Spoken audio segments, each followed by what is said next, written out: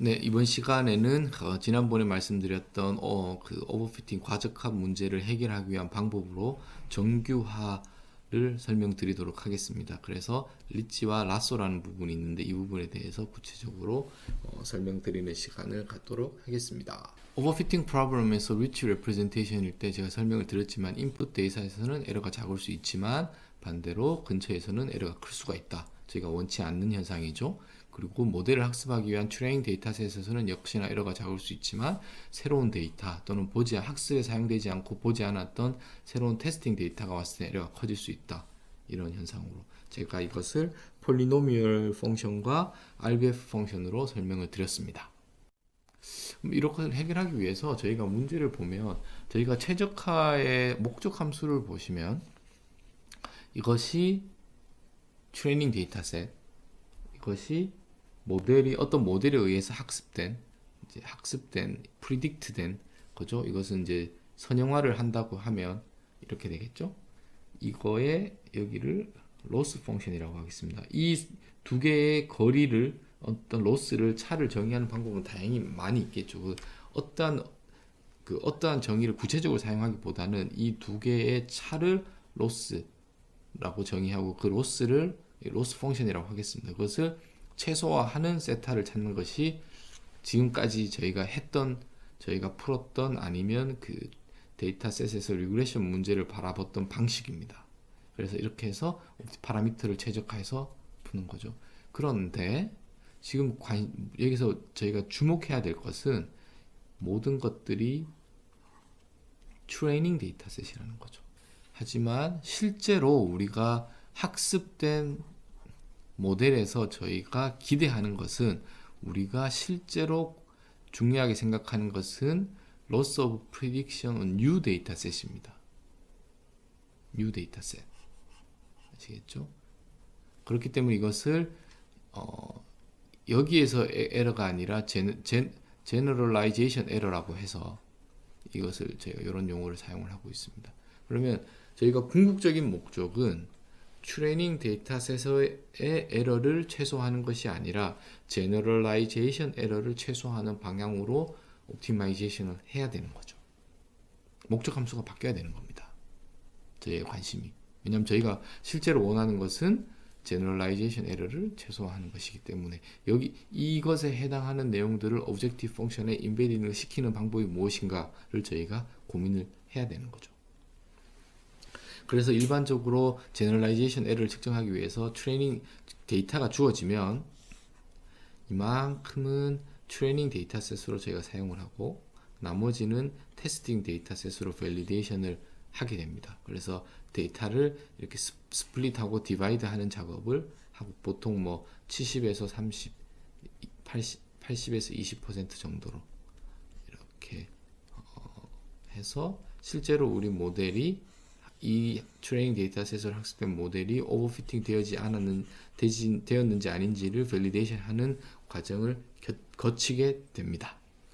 자, 그러면 이런 레프레젠테이셔널 디피컬티를 해결하기 위해서 어떻게 하는지 한번 그 방법론들을 한번 점검해 보도록 하겠습니다. 만약에 피처가 많은 경우에는 프리딕티브한 그 펑션이 very expressive, 아주 표현력이 좋은 거죠. 모델이 아주 복잡하고 컴플렉스가 있으니까 이러한 경우에는 의도적으로 그 표현을 많이 못하게 하는 거죠.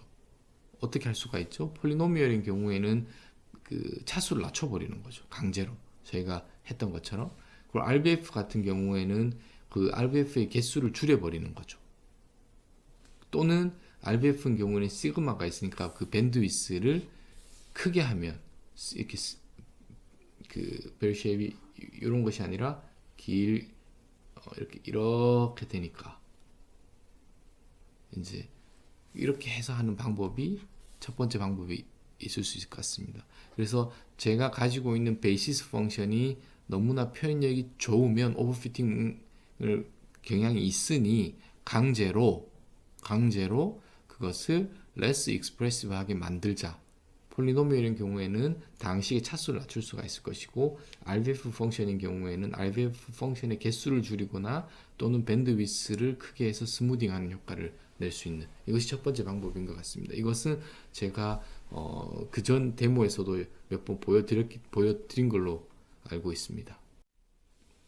그래서 RBF 펑션의 베이시스 개수를 줄여 보겠습니다.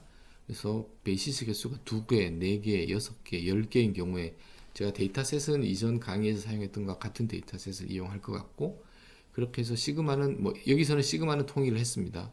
그래서 여기는 보면 예전의 코드와 같은데 이것을 포문을 통해서 이 네 가지를 동시에 다 해서 플러스를 해 보았습니다. 그래서 여기는 A에 해당하는 것은 X, 그리고 베이시스를 하는 것은 XP라는 것을 기억을 하실 겁니다. 그래서 그 결과를 보면 자, 이렇게 2개인 경우, 4개인 경우, 6개인 경우, 10개인 경우 오버피팅 현상이 그대로 일어났죠. 그리고 여기는 좀 2개인 경우에 4개나 6개가 좀 어느 정도 적당한 선이 아닌가라고 생각을 합니다. 자, 보시면 분명히 어떤 오버피팅의 그 단점들 극복할 수 있는 것들이 있죠. 여기서는 센터의 개수를 RBF 펑션의 베이시스 또는 RBF 센터의 개수를 줄여서 그것을 극복을 했습니다. 또 다른 방법으로는 여기가 이제 좀 새로운 접근 방법일 수 있는데, 저희가 미지수가 세타였습니다. 세타가 어떤 베이시스에 있는 베이시스를 뒤쪽에다 넣겠습니다. 이렇게 해서 서메이션을 하는 건데, 이 베이시스 오버피팅이 일어났다는 것은 강제로 데이터를 피팅을 많이 하기 때문에 이 세타의 값들, 코에피션트의 또는 파라미터의 값들이 커지는 경향이 있습니다. 피팅을 하기 위해서 억지스럽게. 그렇기 때문에 또 다른 방법으로는 피팅을 파라미터를 찾되 그 파라미터의 크기를 강제로 작게 만들어 버리는 거죠. 작게. 그럼 어떻게 할 수 있을까요? 자, 그래서 이런 것을 regularizations이라고 합니다. 상당히 중요한 단어의 우리 그 정규화라고 표현을 하는데, 리그레션 문제에서는 상당히 여러분들이 오버피팅 문제가 정말로 심각한 문제이고, 특히나 데이터의 개수가 많지 않을 경우에 오버피팅 문제는 항상 저희가 조심하고 와치를 해야 되는 것이고, 그럴 경우에 해결할 수 있는 방법이 regularization 방법을 사용한다 라고 기억하시면 될 것 같습니다. 그래서 어떻게 하느냐, 기존에는 여기가 objective function이었는데 파라미터의 개수, 크기를 줄이기 위해서, 크기라는 것이 또 여러분들이 생각하는 놈과 관련되어 있죠. 그래서 놈의 크기를 미니마이제이션 하는 objective function에 포함을 시켜버리는 거죠. 근데 이 내부에 텀이 2가지가 있기 때문에 여기에 람다를 가지고 해서 튜닝 파라미터를 쓸 수가 있는 거죠. 튜닝 파라미터를. 그래서 람다가 0인 경우 기존의 regularization 이펙트가 없는 리그레션을 할 수 있는 것이고, 람다가 값이 이제 커지면 이쪽에 커진다는 것은 미니마이제이션 하는 것에 커지기 때문에 이 세타의 값을 크기를 많이 줄여야겠죠. 그래서 세타 값을 작게 만들겠죠.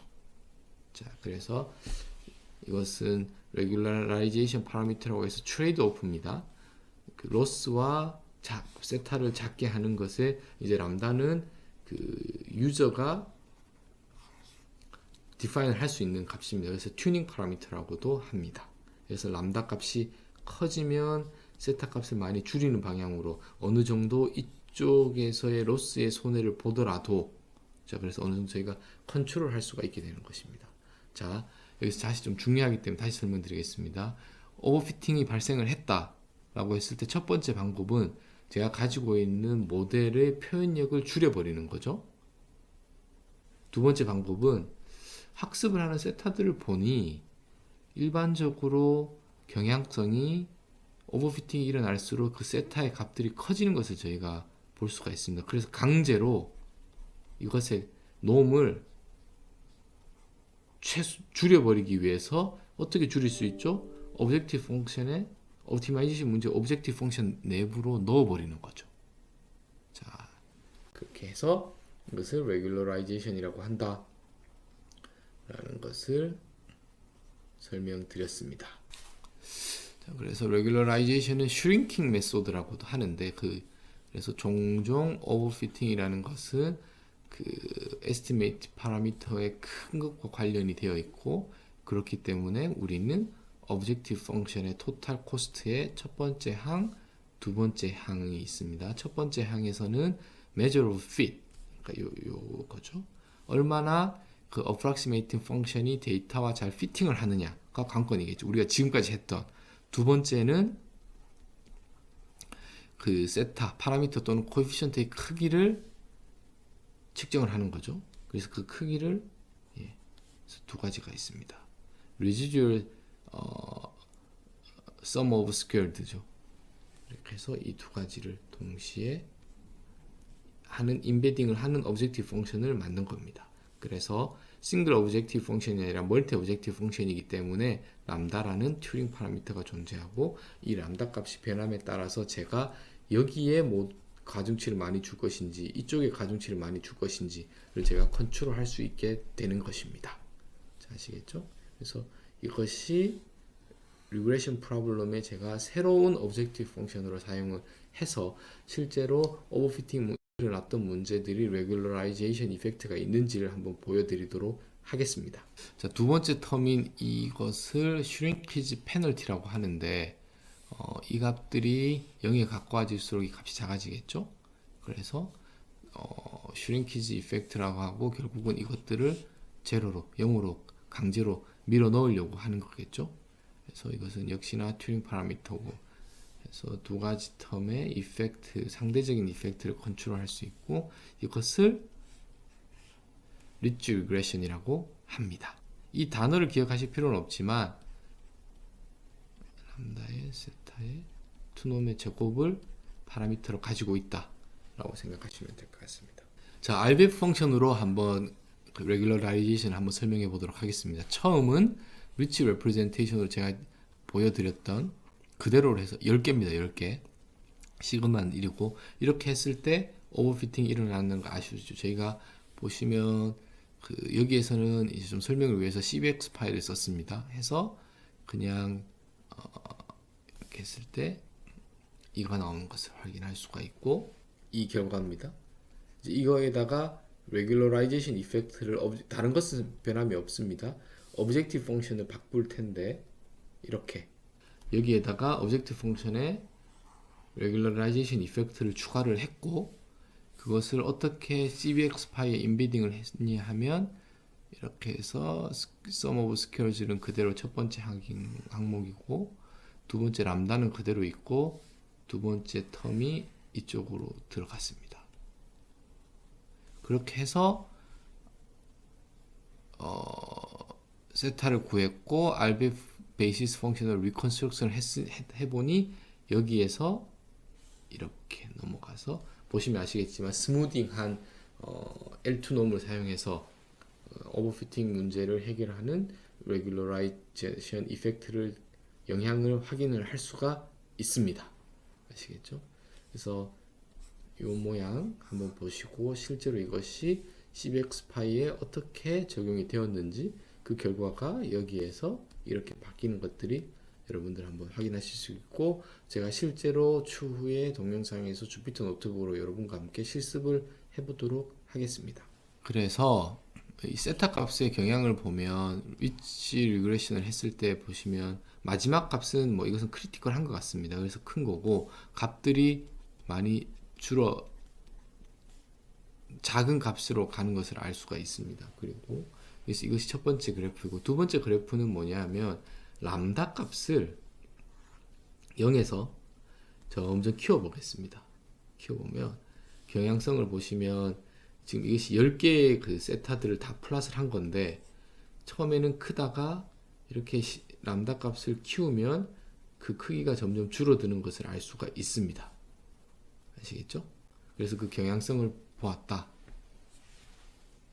확인을 하겠습니다.